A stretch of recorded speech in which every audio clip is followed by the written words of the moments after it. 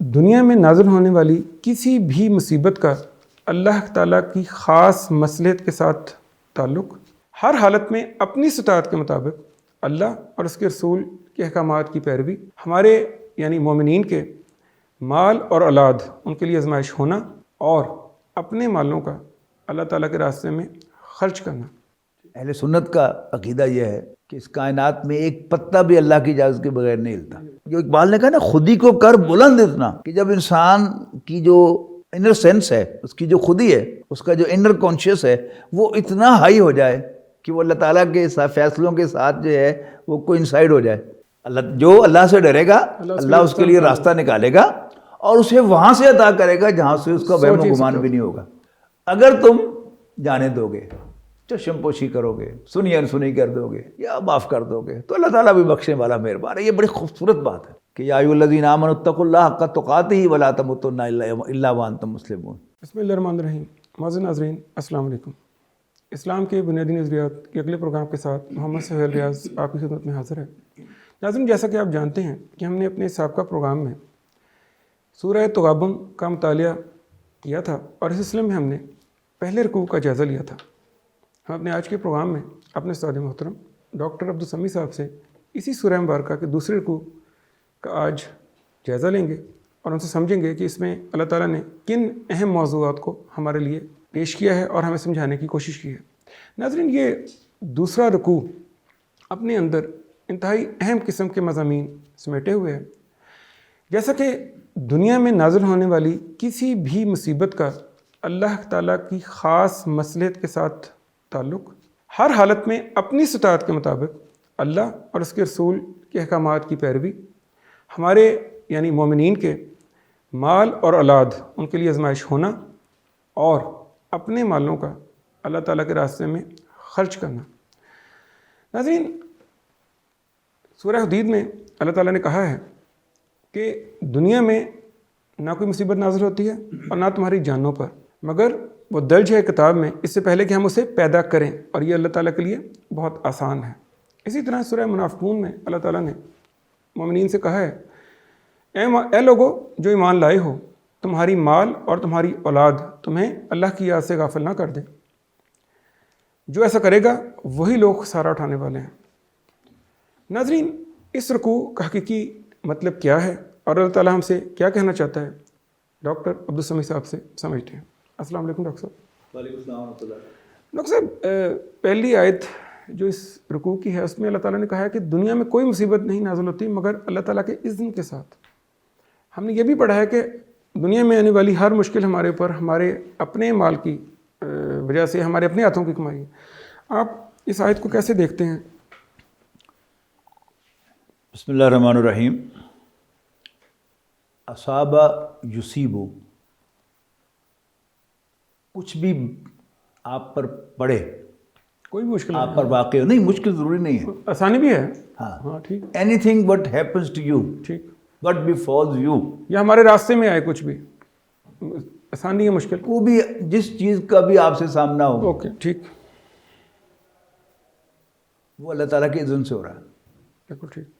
یہ اصل میں بڑا بنیادی نقطہ ہے کہ یہ کائنات آپ سے آپ چل رہی ہے یا اللہ تعالیٰ اس کو چلا رہا ہے۔ بالکل ٹھیک، بالکل ٹھیک۔ پھر اللہ تعالیٰ کس حد تک اس کو چلا رہا ہے اور کس حد تک اس نے آزاد چھوڑا ہوا ہے۔ اہل سنت کا عقیدہ یہ ہے کہ اس کائنات میں ایک پتا بھی اللہ کی اجازت کے بغیر نہیں ہلتا۔ نہیں ہلتا، بالکل ٹھیک۔ یعنی اب یوں سمجھیں کہ آج صبح ہم سو کر اٹھے، فجر کی نماز پڑھی اور اب سمجھیے کہ 8 گھنٹے کے بعد ہم بیٹھے ہیں۔ اب غور کریں تو ایک چین آف ایونٹس ہیں، جی بالکل، واقعات کی ایک پوری کڑی ہے، ایک زنجیر ہے کہ جس میں تمام کڑیاں ملی ہیں، تو میں اور آپ یہاں بیٹھے گفتگو کر رہے ہیں۔ اگر ایک بھی مس ہو جاتی تو پروگرام مس ہو جاتا۔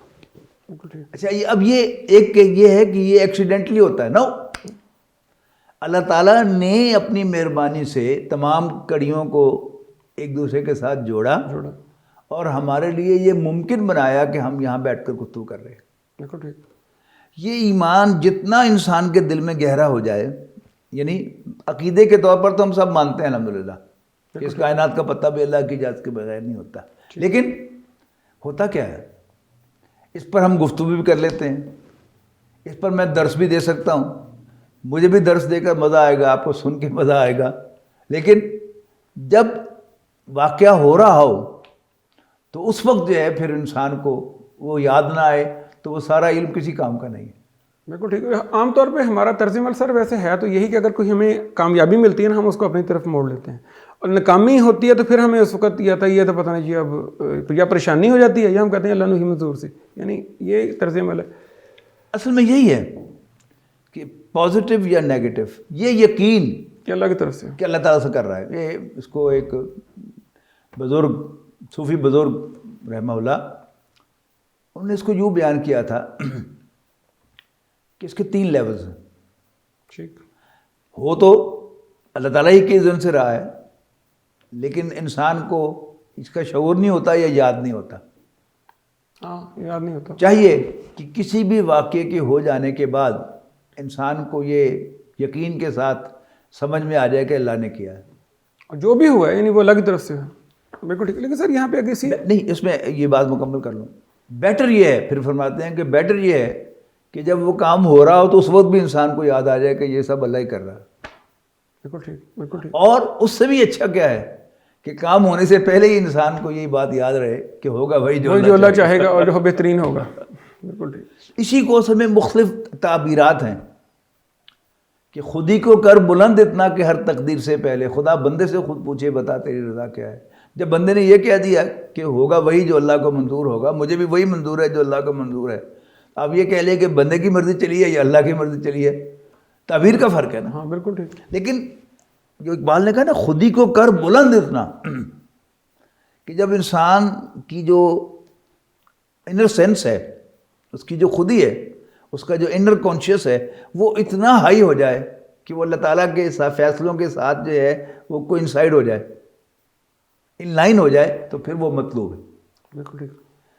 اصل میں ایک جو بہت بڑی غلطی ہم سے یہ ہوتی ہے کہ ہم 2 کام غلط جگہوں پر کرتے ہیں۔ اللہ سے ڈرنا اور اللہ سے معافی مانگنا، مغفرت کی امید رکھنا، یہ 2 کام ہیں نا۔ جی بالکل۔ مطلوب یہ ہے کہ انسان کوئی بھی کام کرنے سے پہلے اللہ سے ڈرے، تاکہ کام اس کی سوچ سیدھی رہے۔ لیکن جب کام ہو جائے، غلط کام ہو جائے، تو پھر اللہ تعالیٰ کی مغفرت کی امید رکھے، معافی مانگے۔ بالکل ٹھیک۔ ہم پہلے سے اللہ تعالیٰ کو مغفور الرحیم ذہن میں رکھ کر اور بغاوت کرتے پہ ہیں۔ اتراتے ہیں، یہ غلط ہے۔ اس مقام پر اس سے اگلی صورت طلاق ہے، ان دونوں صورتوں میں اس کو خوب واضح کیا گیا ہے۔ یعنی اگر آپ یوں سمجھیں کہ اس کو اگر میں اپنی ناظرین کے لیے تھوڑی سی وضاحت کروں اس کی، کہ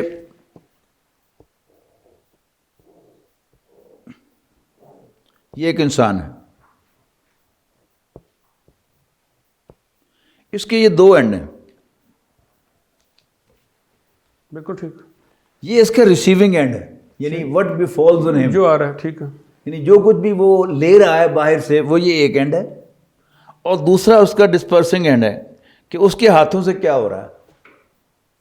سورہ تغابن میں اس کے لیے جو اصطلاحات استعمال کی گئی ہیں کہ یہاں پر جو ہے یہ توکل ہو اللہ پر،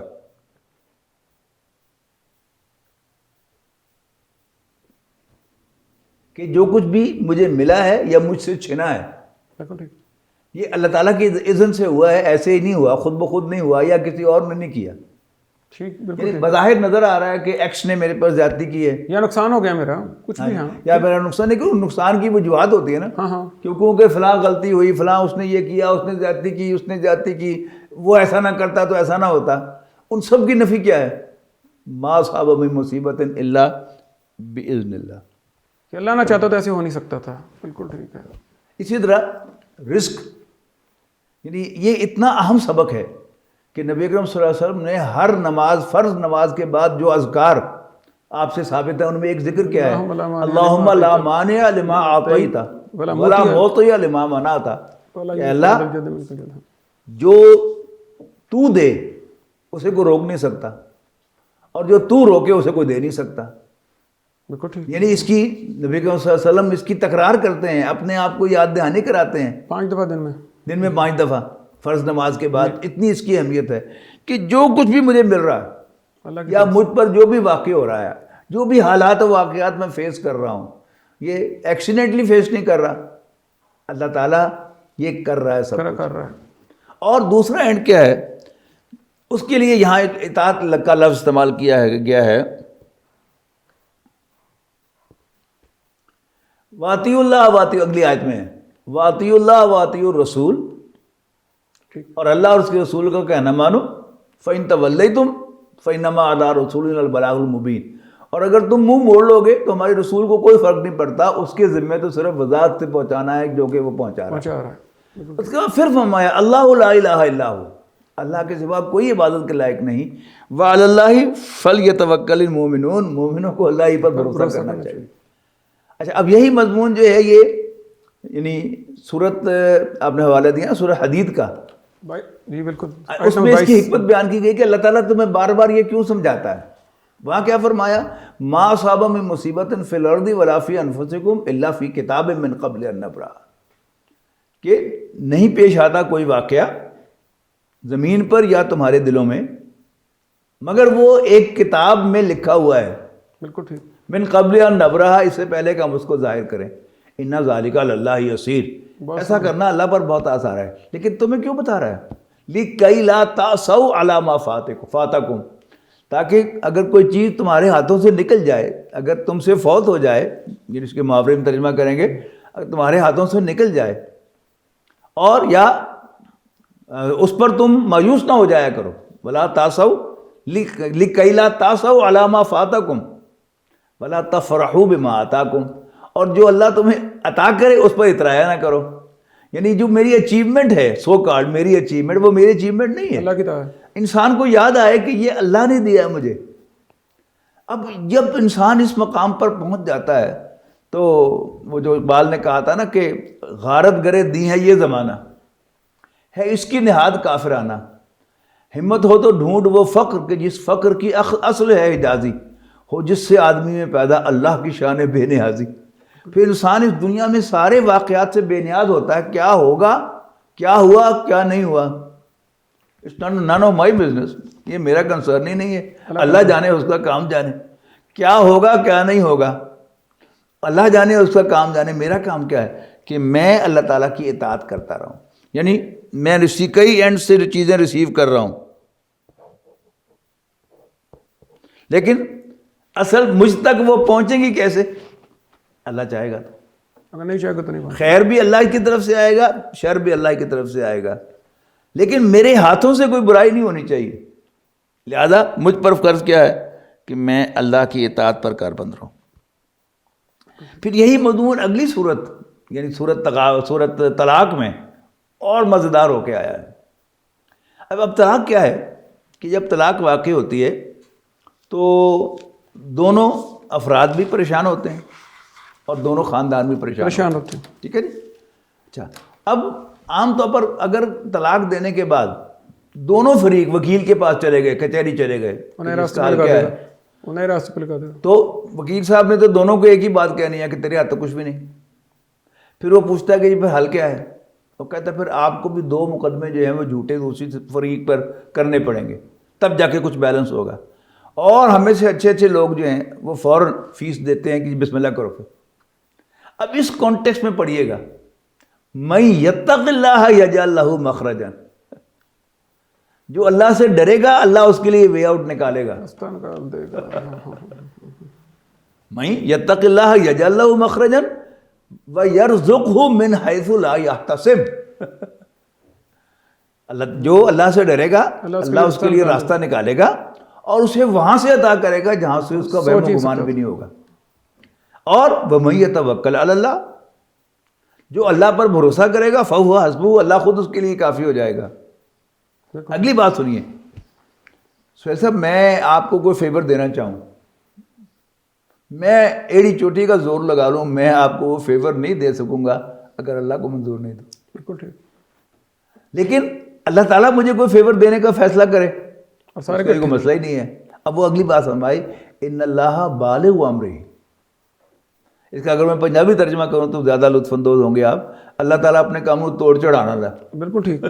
صحیح. میں اپنے کام کو انجام تک نہیں پہنچا سکتا. اللہ تعالیٰ کے لیے یہ مسئلہ ہی نہیں. ان اللہ بالغ امرہ، اس پورے کانٹیکسٹ میں دیکھیے گا. یہ جو تم اس وقت پریشان ہو کہ کیا ہوگا اور میں جھوٹے مقدمے کروں ایسے کروں، تو ان اللہ بالغ امرہ، اللہ تعالیٰ اپنے کام کو انجام تک پہنچانے والا ہے. اگلی بات فرمائی اگر اس کو تم حادثہ سمجھو گے کہ اچانک ہو گیا، پھر وہ خیال آئیں گے ہو میں غصے میں نہ آتا. عورت کہتی ہے کہ میں بدتمیزی نہ کرتی کہ میرے خامد کو غصہ آ گیا. اگلی بات فرمائی قد جعل اللہ لکل شیء قدرا، اللہ تعالیٰ نے ہر چیز کا ایک اندازہ مقرر کیا ہوا ہے، تقدیر لکھی ہوئی ہے پہلے سے. یہ اچانک نہیں ہو گیا، ایسا ہونا ہی تھا. ٹھیک. یعنی جب تک یہ تقدیر والی بات جو ہے، اس کو تو ہمیں اس حد تک سوچنا چاہیے کہ یہ جو میں اور آپ بیٹھے یہاں گفتگو کر رہے ہیں، یہ اس کائنات کی تخلیق سے پہلے تقدیر میں لکھا ہوا تھا. ڈیسائیڈڈ تھا یہ کیسے ہوگا، یہ ہونا ہی ہونا ہے. یعنی یہ وہ لیول ہے. یعنی اسی کانٹیکسٹ کا آپ دوبارہ سنیں، دیکھیں کہ میں یتق اللہ. اب وکیل کا مشورہ دے گا اچھا اگر حق مہر واپس لینا ہے نا تو پھر اپنی بیوی پر بدکاری کا الزام لگاؤ. اور جھٹ انسان تیار ہو جاتا ہے. 5 لاکھ 10 لاکھ کیا چیز ہے، کچھ بھی نہیں، اللہ تعالیٰ کا دیا ہوا تھا. لیکن اگر کوئی شخص کہے کہ 5 لاکھ جاندہ تے جاوے وکیل صاحب میں ایک کم نہیں کرنا، بالکل ٹھیک. میں اللہ کو ڈرنا. اب اس کو آپ تصور کیجئے کہ اللہ تعالیٰ اس کو کہہ رہا ہے میں یتق اللہ یجعل لہ مخرجا. جو اللہ سے ڈرے گا اللہ تعالیٰ اس کے لیے کوئی راستہ نکالے گا. وَيَرْزُقْهُ مِنْ حَيْثُ لَا يَحْتَسِبُ، اور اسے وہاں سے عطا کرے گا جہاں سے اس کا فہم و گمان بھی نہیں ہوگا. ان اللہ بالغ امرہ، اللہ تعالیٰ اپنے کام کو انجام تک پہنچانے والا ہے. اور قد جعل اللہ لکل شیء قدرا، اللہ نے ہر چیز کا ایک اندازہ مقرر کیا ہوا ہے. یعنی وہی جس کو یہاں پر اطاعت کہا گیا ہے، وہاں اس کے لیے سورۃ طلاق میں اس کے لیے اصطلاح کیا ہے، تقوی. بالکل ٹھیک. یعنی اس اینڈ پر تقوی، دل میں تقوی، اور عملی طور پر اللہ اس کے رسول کی اطاعت ہے. اور یہاں پر اللہ تعالیٰ پر بھروسہ، یہ یقین کہ جو ہوا، جو ہو رہا ہے، جو ہونے والا ہے، یہ سب اللہ تعالیٰ کے اختیار میں ہے اور اس کی مرضی کے مطابق ہوگا. جو وہ چاہے گا وہ ہوگا. میری چاہت اس میں کوئی حیثیت نہیں رکھتی. ڈاکٹر صاحب اس کے بعد یہ فرمائیں کہ ہمارے اگلی آیت میں اللہ تعالیٰ نے کہا کہ ہماری بیویوں اور ہماری اولاد میں سے کچھ ہمارے دشمن ہیں. دشمن کیوں کہا گیا ان کو، بیویوں اور اولاد؟ پہلے آپ ذہن میں ذرا کنیکٹ کریں اس کو. پچھلی دفعہ ہم نے جو پہلا رکوع پڑھا تھا تو اس میں کیا پڑھا تھا ہم نے کہ پہلی 4 آیات ایمان باللہ پر، ٹھیک. دوسری آیات 2 ایمان برسالت پر، 1 آیت ایمان بالآخرت پر، پھر ماننے کی دعوت، اور پھر اس کے بعد تغابن، اور پھر اخروی انجام.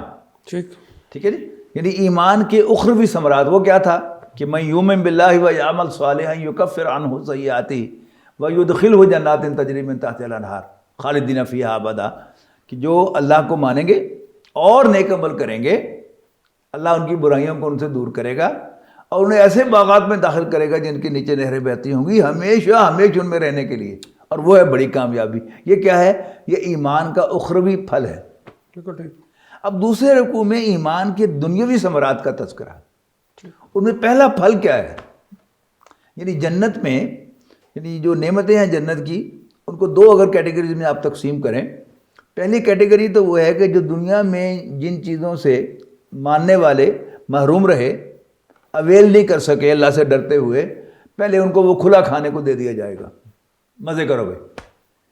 اس کے بعد ان سے کہا جائے گا کہ میں تم سے راضی ہوں، اور وہ اللہ سے راضی ہو جائیں گے. کوئی شکوہ شکایت، کوئی کمی بیشی باقی نہیں رہے گی. اب یہ جو لیول ہے یہ دنیا میں بھی اچیو ہو سکتا ہے. یعنی وہ جو پہلی قسم کی نعمتیں ہیں وہ دنیا میں بندہ مومن پر تنگ ہوتی ہیں. جتنا مرضی اللہ تعالیٰ اس کو دے دے پھر بھی بارہ کوئی نہ کوئی ریسٹرکشن تو رہتی ہے، رکاوٹ رہتی ہے. بالکل ٹھیک ہے نا. لیکن وہاں اب کھلی دے دی جائیں گی.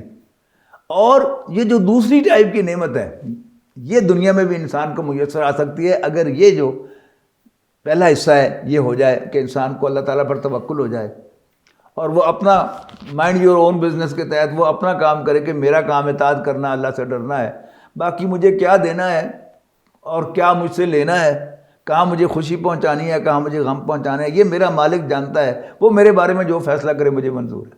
بالکل ٹھیک تو وہ گویا اس دنیا ہی میں وہ جنت میں رہ رہا ہے. ٹھیک. دوسرا ایک آسپیکٹ ہے انسان کی آئلی زندگی کہ اگر انسان گھر میں خوش نہ ہو، اس لیے کہ اللہ تعالیٰ نے خاندان جو ہے یہ ریلیکس کرنے کے لیے بنایا ہے. سکون کے لیے بنایا. لِتَسْكُنُوا إِلَيْهَا کے الفاظ آیا نا کہ تم اپنی بیویوں سے کے پاس جا کر ریلیکس کرو. لیکن اگر ریلیکس ہونے کی بجائے وہاں انسان کو اور زیادہ ٹینشن ہو تو پھر یہ کیا ہے، وہ دنیا میں جہنم ہے. بالکل ٹھیک. اچھا، اب ان کے پاس ریلیکس ہونے کے راز کیا ہے؟ وہ یہاں کے اس آیت کے اندر زیر بحث ہے. پہلی ایک اصولی بات فرمائی کہ اِنَّ مِنْ أَزْوَاجِكُمْ وَأَوْلَادِكُمْ عَدُوًّا لَكُمْ فَاحْذَرُوهُمْ. ایمان والو، تمہاری بیویوں اور تمہاری اولاد میں سے کچھ تمہارے دشمن ہیں، سارے نہیں، لیکن یہ اس طرح کے دشمن نہیں جس سے لڑا جاتا ہے. فَاحْذَرُوهُمْ، بس ان سے صرف ہوشیار رہنے کی ضرورت ہے. بالکل ٹھیک. اس کے بعد 3 انسٹرکشنز ہیں. بڑی خوبصورت آیت ہے. ٹھیک. میں تو مستقل جب بھی نکاح پڑھاتا ہوں تو پھر میں اسی آیت کو موضوع بناتا ہوں. ٹھیک. اس کے بعد فرمایا وَإِن تَعْفُوا وَتَصْفَحُوا وَتَغْفِرُوا. اگر تم درگزر کرو گے، جانے دو گے، عفو کے معنی چھوڑ دو. گزر. ہاں جی. جب آپ نے فرمایا کہ اے فو اللحا کسو شوارب، داڑھیوں کو چھوڑ دو اور مونچھوں کو تراشو، تو وَإِن تَعْفُوا، اگر تم چھوڑ دو گے، جانے دو گے گاڑی کو، وَتَصْفَحُوا، صفحہ کہتے ہیں کاغذ کے ایک پیج کو. یہ کاغذ ہے، اس کے 2 پیج ہیں، یہ اس کو نہیں دیکھ سکتا، یہ اس کو نہیں دیکھ سکتا. تو صفحہ کیا ہے؟ چشم پوشی. یعنی درگزر کرنا، سنی انسنی کرنا. سنی کر دینا. انگریزی محاورے میں turn a blind eye. Turn a blind eye. تیسرا فرمایا وَتَغْفِرُوا، یہ ہے اردو میں معاف کرنا، بخش دینا، ٹو فرگیو، چھوڑ دینا. اچھا، اب یہ تینوں مفہوم ایک ہی چیز کے ہیں. 3 الفاظ ایک ہی مفہوم کے ہیں. چھوڑ دو، منٹوں کا ٹاکی نہ کرو، چشم پوشی کرو، سنی انسنی کر دو، اور غلطی کو معاف کر دو. بالکل ٹھیک. اچھا، یہ ایمفیسس کیوں ہے؟ یہ راز نبی اکرم صلی اللہ علیہ وسلم نے اپنے ایک اور فرمان میں کھولا. آپ عید کی نماز پڑھا کر واپس جا رہے تھے تو عورتوں کے انکلوئر کے پاس سے آپ کا گزر ہوا. ظاہر ہے عید کے لیے عورتیں بھی جاتی ہیں پڑھنے کے لیے. آپ نے عورتوں سے کہا یا معاشر النساء، عورتوں تصدقنا، صدقہ دیا کرو، میں تمہیں جہنم میں جلتا ہوا دیکھ رہا ہوں. عورتوں نے حیران ہو کر پوچھا کہ اللہ کے رسول وہ کیوں؟ 2 باتیں فرمائی. کیا بات ہے؟ آپ نے فرمایا تکثرن اللعنہ وتکفرن العشیرہ. تم بہت زبان دراز ہو، یعنی بہت زیادہ لان تان کرتی ہو، اردو محاورے میں زبان دراز ہو، اور اپنے شوہروں کی ناشکریاں ہو. یہ کیا چیز ہے؟ اس کو پہلے ساتھ بریکٹڈ کون ہے؟ بچے. آپ بچے کو کبھی وہ زبان کھول لے آپ کے سامنے تو کچھ بھی کہہ سکتا ہے. بچہ جو ہے اس کو یہ عقل تو نہیں ہے کہ کیا بات کہنے کی ہے، کیا بات کہنے کی نہیں ہے. وہ پتہ نہیں کیا انٹ شنٹ جو ہے وہ کہہ دے. اسی طرح عورت اگر بگڑ جائے اور زبان کھول لے، گھنٹوں بول سکتی ہے. آپ کے لیے عافیت ہے کہ وہاں سے آپ چلے جائیں، ورنہ آپ کو بھی غصہ آئے گا اور پھر آپ بھی کوئی الٹا سے لفظ بول جائیں گے، پھر اس کے بھگتنے پڑیں گے آپ کو. ٹھیک. دوسری چیز تکفرن العشیرہ، اپنے شوہروں کی ناشکریاں ہو. اس کو بچے کے حوالے سے سمجھیں. آپ بچے کو بہترین کھلائیں، بہترین رہائش پرووائڈ کریں، مہنگے اسکول میں پڑھائیں، اچھا ٹیوٹر رکھ کے دیں، ساری دنیا کی سیر کرائیں، مہنگے سے مہنگا کھلانا لا کر دیں. اور کوئی اس سے کہہ دے کہ تیرے ماں پہ تو تیرا بڑا خیال رکھتا ہے، اتنی لمبی لسٹ دے گا، کیا انہوں نے میرے لیے. یہ بچے کی ناشکری ہے. اسی طرح آپ کی زندگی بڑی اچھی گزری ہو، 10 سال، 25 سال، 40 سال، ایون 50 سال، پھر کسی بات پر عورت جو ہے وہ آپ سے ناراض ہو جائے، بگڑ جائے، تو آپ کو ذہناً تیار رہنا چاہیے کہ وہ آپ سے کہہ دے کہ میں نے 25 سال یا 35 سال تیرے گھر میں کوئی سکھ نہیں دیکھا. یا دوسرے لفظوں میں، میں ہی ہوں جو یہاں بیٹھی ہوئی ہوں، کوئی اور ہوتی تو کب کی چلی گئی ہوتی، جا چکی ہوتی. اب غور کریں کہ اس کے شوہر نے اس کو کھلایا، بہترین رہائش پرووائڈ کی، اچھا لباس پہنایا، ٹھیک ہے جی، اس کا دعا دارو بھی کیا، اور جب وہ بیمار ہوئی تو اس کے ساتھ رات جاگا، حالانکہ اس نے صبح کام پہ بھی جانا تھا، اور پھر چھوٹی سی بات پر لا کے ہاتھ پھڑا دے ہوئے، بات کو غصہ تو آئے گا نا، obviously آئے گا۔ اس پر اب یہ انسٹرکشن سنیے گا، ان تعفو و تصفحو و تغفرو، اگر تم جانے دو گے، چشم پوشی کرو گے، سنی انسنی کر دو گے، یا معاف کر دو گے، تو اللہ تعالیٰ بھی بخشنے والا مہربان ہے۔ یہ بڑی خوبصورت بات ہے۔ بالکل ٹھیک۔ یعنی میں امریکہ گیا ہوا تھا، ایک دوست کے ہاں رہائش تھی، تو ایک اور دوست پرانے ملنے والے، ان کے ہاں میں نے کال کی ان سے ہیلو ہائی کرنے کے لیے، تو ان کی اہلیہ نے فون اٹھایا، انہوں نے کہا جی وہ تو گھر پہ نہیں ہے، تو میں نے کہا جی آئیں تو میرا بتائیں کہ میں فلاں صاحب کے ہاں ہوں تو کال کر لیں۔ تو انہوں نے کہا جی اچھا بھائی صاحب میرا بھی ایک کام کر دیں۔ میں نے کہا جی فرمائیں۔ تو ہماری بہن نے کہا کہ جی آپ کے بھائی ڈانٹتے بہت ہیں۔ میں نے کہا جی میں بات کروں گا۔ پھر جب ملاقات ہوئی تو میں نے ان سے کہا کہ جی یہ ہماری بہن نے شکایت کی ہے آپ کے بارے میں۔ تو انہوں نے کہا کہ جی اصل میں پرفیکشنسٹ ہوں، جب کام پرفیکٹ نہ ہو تو مجھے غصہ آ جاتا ہے۔ یہ بڑی غلط فہمی ہے انسان کی، پرفیکٹ صرف اللہ کی ذات ہے، اور انسانوں میں پرفیکٹ نبی اکرم صلی اللہ علیہ وسلم کے بعد کوئی نہیں۔ ہم سب کمیوں کوتاہیوں والے ہیں۔ جب ہم ہاتھ اٹھاتے ہیں تو ہم کیا کہتے ہیں؟ ربی ظلمت نفسی ظلما کثیرا لا یغفر الذنوب الا انت، کہ ربا میں اپنے آپ پر بڑا ظلم ڈھایا ہے، تیرے سوا کوئی معاف کرنا ہے تو مجھے معاف کر دے۔ جب اپنے بارے میں ہم اللہ تعالیٰ سے درخواست کرتے ہیں کہ ہماری کمیوں کوتاہیوں غلطیوں کو معاف کر دے، یعنی وہاں پرفیکٹ نہیں ہے ہم، وہاں پہ ہماری کمی کوتاہیاں ہیں۔ ٹھیک ہے نا، لیکن ہم اپنے سے چھوٹوں کے لیے معاف کرنے کو تیار نہیں ہیں۔ یہاں اصل میں وہ ہے بچوں کو بھی۔ اچھا پریکٹس کیا ہے؟ یہ بڑی دلچسپ بات ہے کہ ہم بچے کو الاؤنس دیتے ہیں کہ چلو کوئی نہیں بچہ جو ہوا، چلو کوئی نہیں بچہ جو ہوا۔ صرف یہی، اب یہی الاؤنس جو ہے اس آیت کے مطابق آپ عورتوں کو بھی دینا شروع کر دیں کہ چلو عورت جو ہوئی، اللہ تعالیٰ نے عورت کو ایک خاص کام سونپا ہے، اور وہ کیا ہے؟ اولاد کی پرورش۔ اور پرورش محبت سے ہو سکتی ہے، شفقت سے ہو سکتی ہے، قانون سے نہیں ہو سکتی۔ مرد باپ جو ہے وہ بچے سے ناراض ہو سکتا ہے اور ایک دن، ایک گھنٹہ، ایک دن، ہفتہ، 10 دن بول چال بند کر سکتا ہے ٹوکن پنشمنٹ کے طور پر۔ ماں نہیں کر سکتی۔ آپ نے شاید سنا رکھا ہوگا کہ ہمارے بڑوں میں بچے نے، کوئی بیٹے نے، جوان بیٹے نے کوئی غلط حرکت کی، باپ ناراض ہو گیا، اس نے عمر بھر اس کو نہیں بلایا۔ یہ باپ کر سکتا ہے، ماں نہیں کر سکتی۔ ماں ڈانٹتی بعد میں اور رو پہلے خود بھی پڑتی ہے، اور مارتی بعد میں اور خود بھی رو رہی ہوتی ہے۔ یہ شفقت ہے جس کی وجہ سے بچے جو ہیں وہ پل کے جوان ہوتے ہیں۔ اگر ہم مردوں کو بچے پالنے پڑ جائیں، ہم تو ویسے ہی مار مار کے ان کو ہلکے پہ کاٹ دیں۔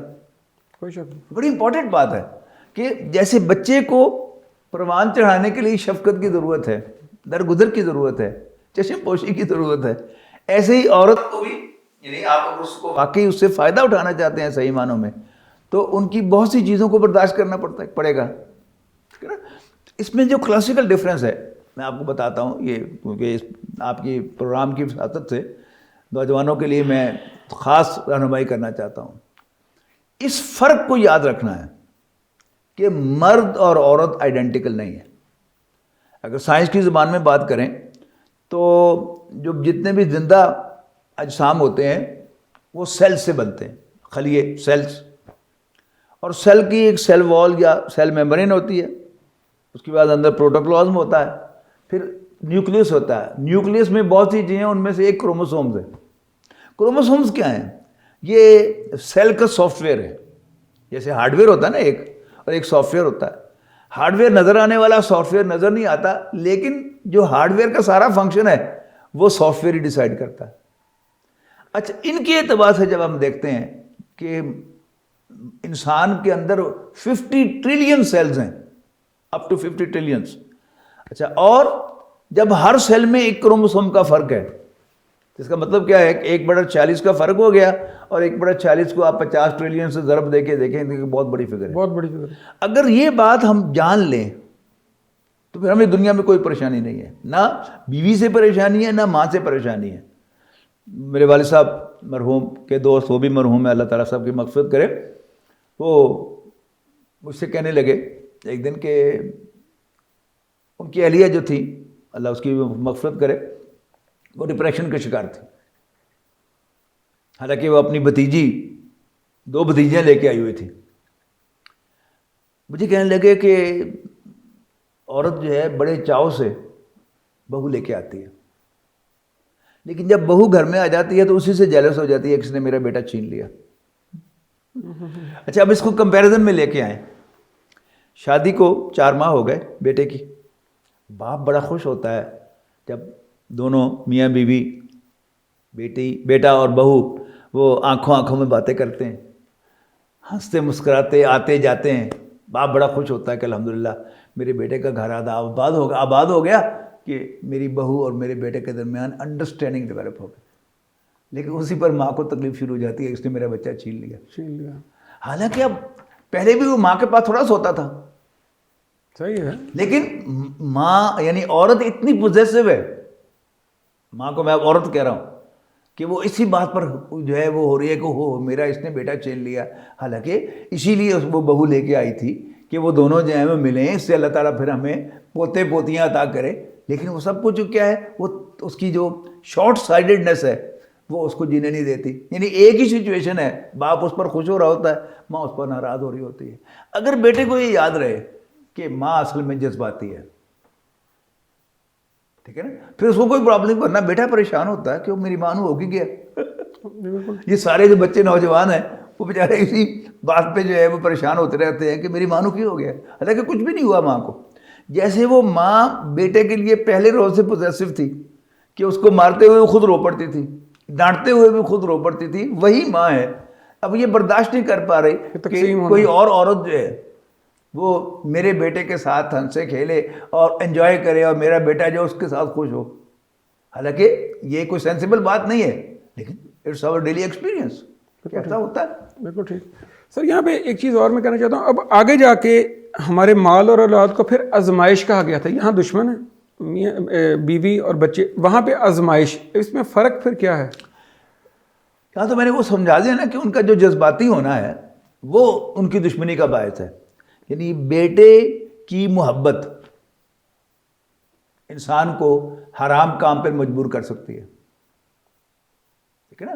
کتنے ہی لوگ ہیں، خاص طور پر میں لیکچرز کی بات کرتا ہوں کہ جن کا اسٹوڈنٹ کیریئر بھی بڑا آنیسٹ ہے، کبھی انہوں نے نقل نہیں ماری اور کبھی کسی کو رعایت نمبر بھی نہیں دیے پریکٹیکل میں، لیکن جب اپنا بیٹا ایف ایس سی میں پہنچتا ہے تو وہی ماں بیٹے کی وہ مجبور کرتی ہے کہ جاؤ نمبر لگوا، ہاں نمبر لگوا کے آؤ، اب بیچارہ مجبور ہو جاتا ہے نمبر لگوانے کے۔ اب یہ کیا ہے، یہ بیویوں اور اولاد نے اس کو جہنم کی طرف جو ہے وہ ڈائریکٹ کیا، گھسیٹ لیا، تو یہاں ہوشیار رہنے کی ضرورت ہے۔ بالکل ٹھیک۔ لیکن ان پرنسپل مال اور اولاد یہ دونوں کیا ہیں، یہ انسان کی کمزوریوں میں سے، بالکل ٹھیک، زیادہ آزمائش ہے، پھر آزمائش ہے، بالکل ٹھیک۔ اور اب آتا ہے ہمارا مال، یہ کہ ہمارے مال کو اللہ کے راستے میں خرچ کرنا، اللہ تعالیٰ اس کو قرض کہہ رہا ہے، جو کوئی اللہ کو قرض دے یہ ہمارے لیے بہتر ہے، تو اس کو ایکسپلین پھر آپ کیسے کریں گے؟ وہاں فرمایا نا کہ انما اموالکم و اولادکم فتنہ واللہ عندہ اجر عظیم فاتقوا اللہ ما استطعتم۔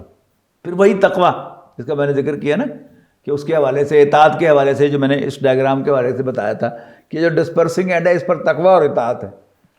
فاتقوا اللہ ما استطعتم، یہ سورہ آل عمران میں ایک آیت آئی تھی کہ یا ایھا الذین آمنوا اتقوا اللہ حق تقاتہ ولا تموتن الا وانتم مسلمون۔ مسلمانوں، ایمان والو، اللہ سے ڈرو جیسا کہ اس سے ڈرنے کا حق ہے۔ صحابہ نے ہیڈز اپ کر دیا کہ اللہ کے رسول یہ تو ہمارے لیے ممکن نہیں۔ تو پھر یہ ایک ریلیف ہے کہ fear Allah as much as you can, Allah سے ڈرو جتنا کر سکو، ڈر سکو۔ اور فاتقوا اللہ واسمعوا واطیعوا، وہی بات وہی اطاعت، واسمعوا سنو اور مانو، کم سے کم یہ تو کرو۔ وانفقوا، اور خرچ کرو، خیر لانفسکم۔ اس کے 2 ترجمے ہیں، اپنی ذات پر بہتر خرچ کرو یا خرچ کرو، یہ تمہارے لیے بہتر ہوگا۔ اس کے بعد فرمایا وَمَن یُوقَ شُحَّ نَفْسِهِ فَأُولَٰئِکَ هُمُ الْمُفْلِحُونَ، جو دل کی کنجوسی سے بچا لیا گیا تو ایسے ہی لوگ تو کامیاب ہونے والے ہیں۔ بالکل ٹھیک. اس کے بعد فرمایا جب بات کا آیت کا آپ حوالہ دے رہے ہیں ان تقرضوا اللہ قرضا حسنا، اگر تم اللہ کو قرض حسنا دو گے تو یضاعف لکم، اللہ تعالیٰ اس کو تمہارے لیے بڑھا دے گا، کئی گنا کر دے گا. ویغفر لکم، اور تمہیں بخش دے گا. اچھا اب اس کے بعد اللہ تعالیٰ کی یہ دونوں جو بخش دے گا اور بڑھا دے گا، ان دونوں کے مطابق اللہ تعالیٰ کے نام آ رہے ہیں کہ بڑھانا کیا ہے، یہ اللہ تعالیٰ کی قدر دانی ہے. واللہ شکور، اس کے بعد حلیم. علم کیا ہے؟ ٹالریٹ کرنا، یعنی اللہ تعالیٰ بدلہ لینے کے قادر ہے، سزا دینے پر قادر ہے، لیکن وہ اپنے آپ کو ہولڈ کر کے رکھتا ہے اور تمہیں سزا نہیں دیتا. تو اللہ تعالیٰ کی صفت بیان کی، واللہ شکور، قدردان ہے، حلیم، اور ٹالریٹ کرنے والا ہے. عالم الغیب والشہادہ، چھپی اور کھلی باتوں کا جاننے والا ہے. العزیز الحکیم، بالا دست حکمت والا ہے. بڑی خوبصورت صورت ہے، یعنی یاد کرنے کے لائق بھی ہے اور یہ پلے باندھنے کے لائق بھی ہے. سمجھنے کے لائق بھی ہے. اگر یہ سمجھا جائے تو پھر ہماری دنیا کی جو ہے نا مشکلیں اور دنیا پریشانیاں، جنت بچ جاتی ہے اس سے. ہاں پریشانیاں ختم ہو جائیں ہماری. بلکہ اسی میں اب آپ کے پروگرام کے حوالے سے ایک میں، یعنی یہ تو مردوں کے لیے انسٹرکشن ہو گئی، نبی کریم صلی اللہ علیہ وسلم کی ایک انسٹرکشن عورتوں کے لیے، وہ بھی بڑی زبردست ہے. آپ نے فرمایا کہ نیک عورت کی 3 نشانیاں ہیں. اب بڑی عجیب بات ہے کہ یہاں اس میں نماز، روزہ، حج، زکوٰۃ کا کوئی ذکر نہیں، حالانکہ عورت پر نماز، روزہ، حج، زکوٰۃ بھی فرض ہیں، لیکن ان کا کوئی ذکر نہیں ہے. ہم اگلے سبق میں انشاءاللہ پڑھیں گے کہ سورہ مومنون کی ابتدائی آیات میں اور سورہ معارج کی ابتدائی دو درمیانی آیات ہیں، ان میں اول و آخر جو ہے وہ نماز کا ذکر ہے، لیکن یہاں نماز کا ذکر نہیں ہے. کیا ذکر ہے؟ کہ آپ نے فرمایا کہ نیک عورت کی 3 نشانیاں ہیں. پہلی نشانی کیا ہے؟ جب اس کے شوہر کی اس پر نظر پڑے تو اس کو اسمائل پاس کر کے خوش کرے. ٹھیک ہے. اچھا یہ بڑی زبردست انسٹرکشن ہے، اور یہ تو وہ انسٹرکشن ہے جو منہ سے بولتی ہے کہ یہ کلام نبوت ہے، کوئی عام آدمی اتنی گہری بات نہیں کر سکتا. آج ہم جس ماحول میں رہ رہے ہیں تو ایوری ویئر، ہر طرف عورت ہی عورت ہے. آپ ہوائی جہاز کا ٹکٹ لینے جائیں یا کاؤنٹر پہ جائیں، چیک ان کاؤنٹر پر تو عورت ہے. اب تو بسوں کے ٹرمینل پر بھی ٹکٹ دینے والی جو ہیں وہ عورتیں ہیں، ٹھیک ہے نا. اور اب مارکیٹ میں چلے جائیں تو عورتیں ہیں، اور ہر عورت آپ کو اسمائل پاس کر رہی ہے. ایک دفعہ میں برٹش ایئر ویز پر سوار ہوا لندن ہیتھرو ایئرپورٹ سے، تو ایک دم دھند آ گئی، تو 1 گھنٹہ فلائٹ ڈیلے ہو گئی. تو برٹش ایئر ویز نے ایک پرفارما جو ہے اور پین ہمیں دے دیا کہ یہ پر کر دیں. اس میں ایک کالم تھا، were you welcome with a smile at check in counter. کیا چیک ان کاؤنٹر پر آپ کو اسمائل سے ویلکم کیا گیا تھا؟ اب وہ کوئی ہماری نہ مامی لگتی ہے نہ چاچی لگتی ہے، لیکن اس کی ڈیوٹی ہے کہ اپنی کمپنی کے گاہکوں کو خوش کرنے کے لیے وہ اسمائل پاس کرے. تو ہر عورت جو باہر ہے وہ تو بڑا اسمائلنگلی مجھے ویلکم کر رہی ہوگی، اور میری اپنی بیوی مجھے کاٹنے کو دوڑے گی تو مجھے اچھی کون سی عورت لگے گی؟ اب اس لیے باہر کی. تو پہلی نشانی کیا بتائی؟ اذا نظر علیہا زوجہا ضحکت وسرت ہو، کہ جب اس کے شوہر کی اس پر نظر پڑے تو اسمائل پاس کر کے اس کو خوش کرے.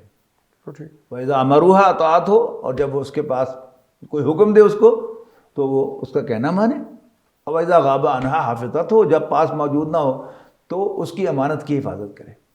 تفاسیر میں شوہر کی امانت، مال، اولاد، پتہ نہیں کیا کچھ لکھا ہوا ہے، لیکن نبی کریم صلی اللہ علیہ وسلم نے بڑی مختصر اور جامع بات کہی ہے آخری خطبے میں کہ تم عورتوں کے ساتھ نرم برتاؤ کرو اور ان پر زبردستی نہ کرو. تمہارا اپنی عورتوں پر ایک ہی حق ہے کہ وہ تمہارے بستر کے پاس کی دوسرے مرد کو نہ جانے دیں. بہت خوبصورت بیان ہے. تو 3 باتیں، جب شوہر کی نظر پڑے تو اس کو اسمائل پاس کر کے خوش کرے. یہاں تو حال یہ ہے نا کہ شوہر جو ہے وہ آ رہا ہے دفتر سے، ابھی گھر میں داخل نہیں ہوا تو پڑوسن دروازے پر کھڑی ہے، کہتے السلام علیکم بہن، اور پائن کو بھول ہی جاتا ہے کہ میں نے گھر بھی جانا ہے، اور 10 منٹ ان کے ساتھ بڑا ہنسی خوشی بات کرتا رہتا ہے. کیوں؟ اس کے ہے نا بیک آف دی مائنڈ میں، تو اندر تو جاؤں گا تو مجھے اور کچھ ہی سننے کو ملے گا، دیکھنے کو ملے گا. اللہ کے رسول کی اتنی زبردست انسٹرکشن. تو میں سمجھتا ہوں کہ اگر ایک گھر میں خاتون خانہ وہ نبی کریم صلی اللہ علیہ وسلم اس فرمان پر عمل کرے، اور صاحب خانہ وہ اللہ کے اس فرمان پر عمل کرے کہ ان تعفو و تصفحوا و تغفروا، تو انشاءاللہ گھر اسی زندگی میں جنت کا نقشہ پیش کرے گا. ڈاکٹر صاحب آپ کا بہت شکریہ، آپ نے بہت تفصیل سے ہمیں اس صورت سمجھایا اور ہمارے زندگی کے معاملے ہمارے کانسیپٹس ہیں ان کو بہت سیدھا کیا، ہم آپ کو بہت شکر گزار ہیں۔ اس کے ساتھ ہی ناظرین ہمارے آج کے پروگرام کا وقت اب ختم ہوتا ہے۔ ڈاکٹر صاحب نے بہت تفصیل کے ساتھ ہمیں سورۃ تغابن کے بارے میں سمجھایا، اور صحیح معنوں میں اگر ہم اس صورت کو سمجھ لیں تو ہماری زندگی اس دنیا میں ہی جنت کا ایک نمونہ بن جائے گی، اور ہمیں جو ہماری طرف جو کچھ بھی آ رہا ہے وہ ہمیں مشکل یا کوئی ایسی مصیبت نظر نہیں آئے گی، بلکہ اللہ تعالیٰ کا ایک حکم نظر آئے گا۔ میں ایک بات یہاں کہتا چلوں کہ کسی بھی انسان کو اللہ تعالیٰ اس کی استطاعت سے زیادہ تکلیف میں مبتلا نہیں کرتا۔ پروگرام کا اختتام میں نبی کریم صلی اللہ علیہ وسلم کے 2 فرمودات سے کروں گا۔ نبی کریم صلی اللہ علیہ وسلم نے فرمایا کہ اگر پوری دنیا کے انسان اور جن اکٹھے ہو جائیں اور چاہیں کہ تمہیں کوئی فائدہ پہنچا سکیں تو نہیں پہنچا سکتے ماں سوائے اس کے جو اللہ تعالیٰ نے تمہاری قسمت میں لکھ دیا ہے، اور اسی طرح اگر پوری دنیا کے انسان اور جن اکٹھے ہو جائیں اور یہ فیصلہ کر لیں کہ تمہیں کوئی نقصان پہنچانا ہے تو نہیں پہنچا سکتے ماں سوائے اس کے جو اللہ تعالیٰ نے تمہاری قسمت میں لکھ دیا ہے۔ اور نبی کریم صلی اللہ علیہ وسلم کا فرمان ہے کہ مومن کا معاملہ بھی بہت باعث تعجب ہے، اس کا ہر معاملے میں اس کے لیے خیر ہی خیر ہے، اور یہ فضیلت سوائے مومن کے کسی اور کو حاصل نہیں ہے۔ اگر اسے کوئی فائدہ پہنچتا ہے تو وہ خوش ہوتا ہے اور اللہ کا شکر ادا کرتا ہے جس میں اس کے لیے خیر ہے، اور اسی طرح اگر اسے کوئی تکلیف پہنچتی ہے تو وہ اس پر صبر کرتا ہے، اس میں بھی اس کے لیے خیر ہی خیر ہے۔ اپنے عزیز و اقارب اور اپنے دوستوں سب کا خیال رکھیے گا۔ آئندہ کسی نئے موضوع کے ساتھ پھر حاضر ہوں گے، تب تک کے لیے اجازت، اللہ حافظ۔